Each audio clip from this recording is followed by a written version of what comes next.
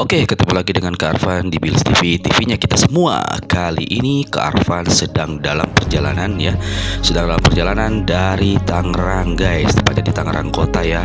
Nah, Tangerang Kota menuju ke Kebayoran Baru, Jakarta Selatan. Nah, kalau kita lihat di sini nih, Kak Arfan ini lewat mana nih? Ada yang bisa tebak nggak? Ini Kak Arfan lewat ke arah Ciledug guys. Nah, ini Ciledug ya. Jadi Kak Arfan itu sekarang berada di Tangerang Kota ya, sekitaran Cipondoh gitulah ya. Dan sekarang dari sini saya ingin berangkat menuju ke ini guys, berangkat menuju ke salah satu rumah pahlawan revolusi yang terletak di Kebayoran Baru, Jakarta Selatan ya. Jadi naik motor ini sekalian bikin vlognya aja sekalian ya guys ya. Jadi perlu ditahu juga bahwa kalau misalnya di rute perjalanan ini itu memakan waktu kurang lebih 40 menit ya guys ya, kalau kita berangkat dari Tangerang ya, arah Cipondoh, arah Ciledug, Tangerang Kota, itu kita akan belok ke arah Ciledug. Nah, kalau memang di Tangerang itu memang sudah dekat dengan Jakarta lah guys. Nah, contoh misalnya kalau kita berangkat misalnya arah-arah Poris, nah, itu kan misalnya dari Cipondoh tuh ada Poris, kita belok kiri dulu dari Berkah Kaca Cipondoh. Kemudian kalau kita misalnya mau ke arah barat ya, Jakarta Barat, itu kita lurus saja, belok kiri lurus terus mengikuti jalan dan menyeberang dari rel kereta api. Kemudian kita lurus, kita keluar, itu udah jalan Daan Mogot Kalideres ya. Jadi kita muter dulu di situ, dan di situ muter di situ, dan disitulah kita akan menuju ke Kalideres kalau ke arah kanan, kalau dari Cipondoh ya. Kalau dari arah kiri kita balik lagi ke Tangerang Kota. Nah, kalau kita misalnya ingin ke arah ke arah apa namanya, ke arah Jakarta Pusat, kemudian Jakarta Barat, Jakarta Pusat maaf, Jakarta Timur ya, kita lewat di Ciledug guys ya. Nah, di Ciledug ini sebenarnya apa ya, perjalanannya ini mungkin memakan waktu agak lama. Nah, di sini kita akan melihat nih dalam satu kalau kita lewat Ciledug ini itu ada dua jalur. Yang pertama kalau kita belok kiri itu kita ke arah Pondok Bahar. Nah, Pondok Bahar itulah arahnya ke Kembangan Jakarta Barat. Misalnya kita mau ke Palmerah, mungkin bisa juga sebenarnya lewat situ masih bisa. Nah, kalau kita belok ke arah kanan lurus, itu kita bisa arahnya ke Jakarta Selatan, Kebayoran Lama, dan berbagai tempat yang ada di sekitaran sana. Nah, seperti ini lah guys ya. Ini yang saya tunjukkan arah kiri dengan arah kanan, ini dekat lampu merah. Oke guys, nah sekarang ini saya sudah belok ke arah kanan ya, ke arah lurus. Jadi kalau ke arah lurus ini kita akan melewati untuk menuju ke Kebayoran Lama. Nah, ini kita masih arah-arah Ciledug ya guys ya, Ciledug. Meskipun sebenarnya di sini juga bisa kita berangkat ke Jakarta juga, bisa sembus ke Jakarta Barat juga guys. Tapi di sini ada perapatan nih, arah-arah misalnya ke kiri itu arah-arah perapatan ke Jakarta. Ada kok petunjuk jalannya sendiri. Itu arah ke Jakarta tembus di daerah Kembangan kalau nggak salah. Itu masih tembus daerah Kembangan juga. Nah, kalau tadi kita belok kiri sebelum lampu merah, itu kita bisa tembus ke arah Jakarta Barat juga guys. Nah, Jakarta Barat juga itu bisa ke Jakarta Pusat kalau belok kanan. Jadi kita melalui sebuah jalur agak-agak gimana ya, agak-agak nggak semigang lah. Semigang artinya mobil tidak bisa masuk di situ, hanya motor saja. Nanti di depannya itu agak-agak melewati kayak semacam sungai, bukan sungai sih, apa sih, waduk gitu loh, agak melewati semacam waduk. Nanti saya buatkan vlognya.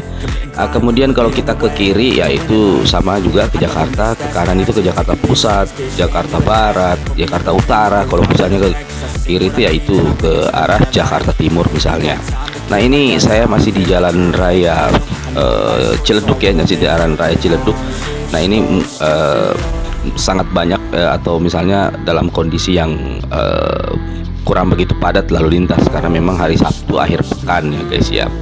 Nah, ini kita berbicara nih perjalanan menuju ke rumah salah satu pahlawan revolusi di Jakarta Selatan. Ada yang bisa tebak nggak rumah pahlawan revolusi siapa yang ada di Jakarta Selatan? Itu daerah Kebayoran Baru.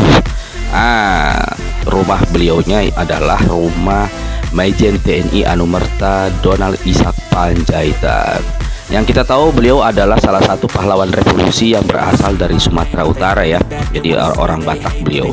Jadi gini, beliau itu adalah sewaktu terjadinya penculikan dan pembunuhan di rumah beliau tanggal 1 Oktober pagi pukul 4 lewat itu tanggal 1 Oktober pagi tahun 1965 itu sebenarnya adalah beliau berpangkat brigjen ya, berpangkat brigjen. Jadi pada saat itu beliau menjabat sebagai asisten 5 Menteri Panglima Angkatan Darat ya, di bidang logistik kalau nggak salah. Nah itu beliau pada saat itu di rumah sedang ya, ada scan-nya di situ, scan-nya ketika malam 30 September sebelum beliau tidur ya, itu sudah tengah malam. Nah ya, ada yang tahu nggak nih Pak Panjaitan seperti apa? Ayo, ada yang bisa memberikan sedikit gambaran nggak Pak Panjaitan itu seperti apa? Nah, kalau kita lihat itu Pak Panjaitan itu adalah seorang pahlawan revolusi. Nah, ada yang tahu nggak Pak Panjaitan?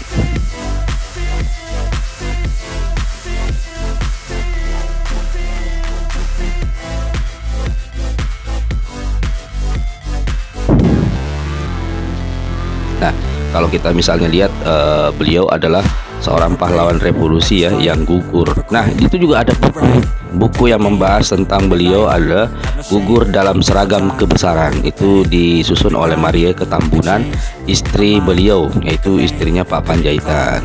Nah, beliau sebelum ini kita harus tahu dulu nih Pak Panjaitan itu siapa. Kita harus kenal para pahlawan revolusi karena dia yang mempertahankan dasar negara kita, yaitu Pancasila, dari ajaran-ajaran komunisnya. Itu dia. Jadi Majen TNI Anumerta Donald Isakus Panjaitan itu lahir di Balige 9 Juni 1925, dan pada saat gugur 1 Oktober 1965 beliau sudah berusia 40 tahun pada saat itu dia Balige, Tapanuli, Hindia Belanda. Istrinya adalah Maria Ketambunan.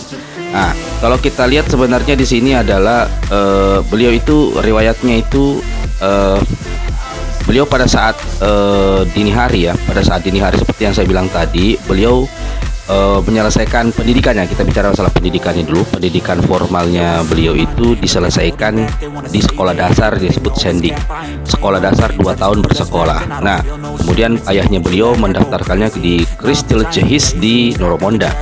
Tamatnya dari Kristil Cehis Noromonda, kemudian Pak Panjaitan melanjutkan pendidikannya di Kristil Cehis Mulo di Tarutung. Jadi HIS itu sama dengan SD, Mulo itu setingkat SMP pada saat itu, pada tahun itu ya. Nah, pada tanggal 13 Maret 1942, setelah pendudukan Jepang mendarat di Medan, nah segera menyebar itu hingga Tapanuli.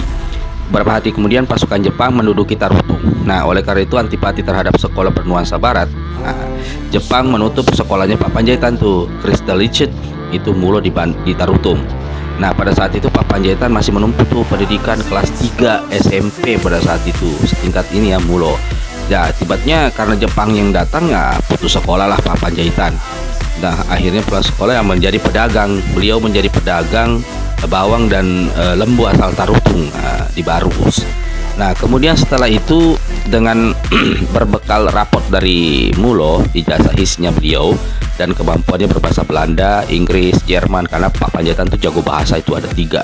Nah, Pak Panjaitan memutuskan untuk merantau tuh ke Pekanbaru Riau. Nah, di sana di Pekanbaru beliau sempat ditahan di polisi Bangkinang. Kemudian ya, kenapa beliau ditahan di sana? Karena dicurigai beliau adalah mata-mata blok sekutu. Blok sekutu maksudnya tuh Inggris gitu ya. Nah, karena kamus bahasa Belanda dan bahasa Inggrisnya sering dibawa oleh beliau. Karena kan beliau memang orang yang suka belajar ya, suka belajar, dan itulah maka beliau ditahan. Nah, ini pun diselesaikan karena beliau ditahan dan akhirnya beliau bisa bebas karena ada sejumlah keluarga beliau yang datang langsung ke Bangkinang dan menjemputnya langsung ke Pekanbaru. Pada saat itu juga Matsumura sebagai kepala perusahaan Ataka Sanyo Kubushiki Kaisa yang merupakan atasan atau tempat kerabatnya bekerja itu membutuhkan pegawai baru yang menguasai bahasa Inggris sama Jepang. Nah, setelah itu 2 bulan setelah kejadian itu Matsumura memanggil Pak Panjaitan tuh untuk bekerja di perusahaannya. Nah, Pak Panjaitan bekerja di sana selama 2 bulan. Nah, setelah itu dipindahkanlah beliau ke kantor cabang di perusahaan Selaksri Indrapura. Jadi itulah masa muda beliau pada saat beliau masih belia dan pada saat beliau masih di Sumatera ya. Oke, tapi pada tahun 1943, Pak Panjaitan bekerja di perusahaan kayu yang dikelola oleh pemerintah Jepang bernama Oba. Nah, perusahaan itu didirikan di Buatan, daerah hilir Sungai Siak, dan diberi nama L40 atau Panglong 40. Pak Panjaitan kemudian ditunjuk sebagai wakil manajer yang mengawasi 80 pekerja. Boys, luar biasa Pak Panjaitan ya. Nah, semua pekerja itu diwajibkan tuh mengikuti pelajaran baris berbaris dan latihan dasar kemiliteran Jepang ya guys ya. Nah, ini saya sudah masuk ke arah Kembangan ini. Jadi kalau kita ke kiri itu arahnya ke arah Ciputat ya. Ciputat lurus karena ada perempatan tuh di situ. Nah, kalau kita mau ke Kebayoran Lama ya kita turun di sini. Oke, kita lanjut lagi. Kemudian pada saat itulah karena pelatihan baris berbaris, nah itu pelatihannya itu dipimpin oleh Pak Panjaitan dengan menggunakan bahasa atau aba-aba ya, berbahasa Jepang. Nah, pada saat itulah Pak Panjaitan timbul keinginannya tuh, wah saya mau jadi prajurit militer ini. Nah, akhirnya dia mengikuti tuh berita-berita, mengikuti pemberitaan tentang penerimaan calon officer Gyugun. Jadi dia mendaftar menjadi seorang officer Gyugun Jepang ya. Jadi dulu tuh ada Gyugun Jepang, peta dulu ya. Ketika pendaftarannya terbuka, Pak Panjaitan itu memberitahukan niatnya tuh kepada Oba sebagai direkturnya pada saat itu, pimpinan perusahaannya. Pokoknya dia kan wakil tuh.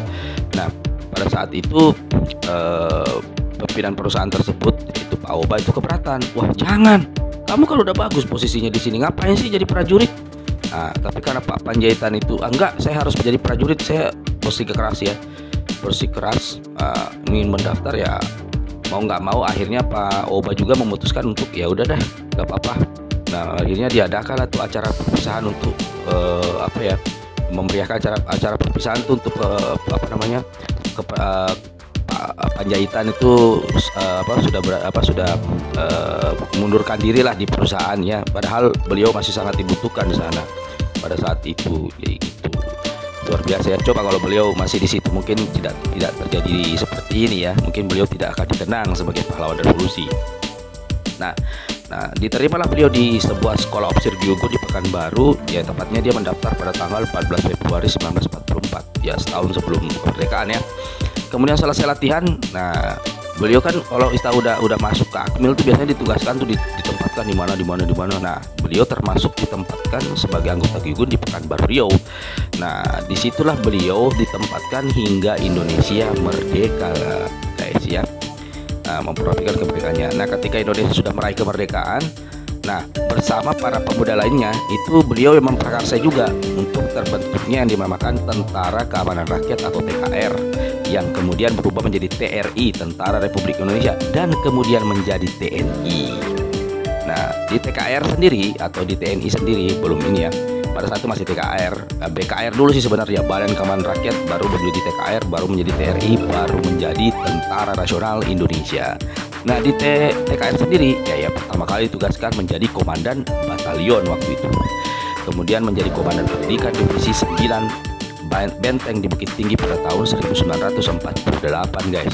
Nah, seterusnya jadilah beliau kepala staf umum 4, komandemen tentara Sumatera, dan ketika pasukan Belanda melakukan agresi militernya yang kedua itu ya, agresi militer kan ada agresi militer pertama, Belanda menyalahi perjanjian Renville itu pada saat itu tahun 48 Desember itulah terjadi agresi militer Belanda yang pertama. Sebelumnya agresi itu terjadi pemberontakan PKI Madiun. Nah, Pak Panjaitan termasuk orang yang terlibat untuk menumpas pemberontakan PKI Madiun. Nah, dia diangkat kemudian menjadi pimpinan pembekalan perjuangan pemerintah darurat Republik Indonesia. Karena pada tahun 48 itu kan akibat agresi militer Belanda, itu kita terpaksa tuh Bung Karno menyerah kepada Belanda waktu itu. Beberapa tuh Bung Hatta, ada Haji Agus Salim, itu pun dia ingin menempuh jalan diplomasi, tapi Pak Dirman tidak ingin menempuh jalan diplomasi guys. Jadi Pak Dirman sudah melihat masa depan TNI, akhirnya TNI itu masuk hutan bersama dengan para anak buahnya beliau. Pak Dirman ya luar biasa, beliau mengembara sejauh 1000 km itulah untuk menghancurkan Belanda dan membuktikan bahwa TNI masih ada. Nah, seiringnya dengan berakhirnya agresi militer Belanda kedua, nah, Indonesia pun memperoleh pengakuan kedaulatan. Panjaitan pada saat itu sudah diangkat tuh Pak Panjaitan tuh sebagai Kepala Staf Operasi Tentara dan Teritorium 1 Bukit Barisan di Medan. Nah itu yang dulu tuh Bukit Barisan masih ada sekarang ya. Kodam 1 Bukit Barisan itu masih ada sampai sekarang. Kalau di Aceh itu namanya Kodam Iskandar Muda. Jadi ada beberapa kodam, di Sumatera ada 3 kalau nggak salah. Kodam Sriwijaya itu kodam 2 yang membawahi Lampung, Palembang, Lampung sampai Lampung ke bawah. Kalau Medan kan ada Kodam 1 Bukit Barisan itu sampai Pekanbaru. Kemudian kalau Aceh ya memang dia istimewa. Oke. Setelah mengikuti kursus militer, jadi pada saat Pak Panjaitan di sana, pada tahun 50-an ini sudah masuk, beliau mengikuti kursus militer atase militer tahun 1956. Nah, ditugaskanlah beliau sebagai atasan militer di Bonn, Jerman. Pada saat itu pangkatnya masih letkol beliau ya. Ketika masa tugasnya telah berakhir, berakhir masa tugas beliau sebagai atasan militer, pulang ke Indonesia. Nah, ya kan, jadi gini, pada tahun 56 itu beliau sekolah dulu, kemudian kurang lebih 2 tahun ya, sampai 58. Kemudian beliau naik pangkat tuh letkol. Kemudian pada saat tahun 62, ya kan, pada saat itu dia pulang ke Indonesia, ya kan, menjadi atasan militer tuh tahun 60. Tahun 60 itulah naik pangkat beliau menjadi dari letkol menjadi kolonel. Nah, jadi pada saat itu dia sudah menjadi atasan militer ya di Bonn, Jerman. Pak Harto pernah menjadi atasan militer di Bonn, Jerman. Kemudian pada saat itu beliau pulang ke Indonesia.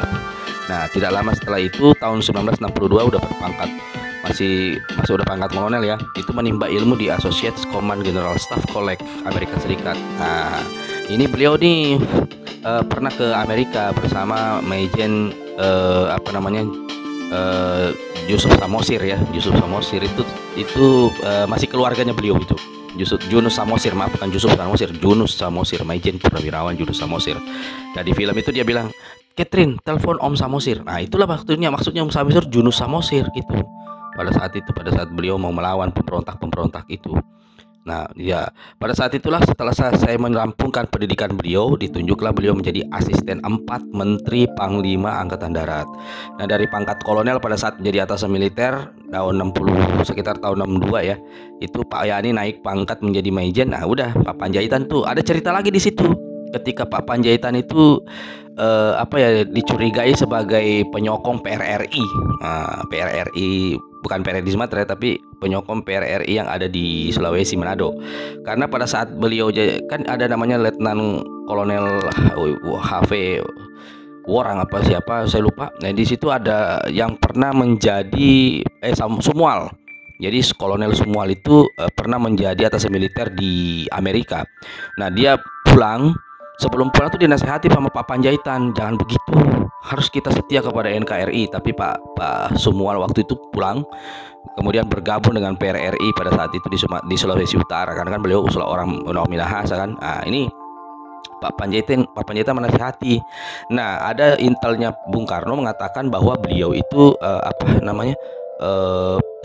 mendukung jadi PRRI. Nah, pada saat di dalam bukunya karya istri beliau itu Maria Ketambunan, DI Panjaitan gugur dalam sebuah seragam kebesaran, itu dicerita tuh Pak Panjaitan itu diminta bertemu Bung Karno karena pada saat Pak Yani diangkat menjadi Menteri Panglima Angkatan Darat tahun 62, Bung Karno ingin melihat siapa nih stafnya, siapa deputinya yang dia pilih. Nah, salah satu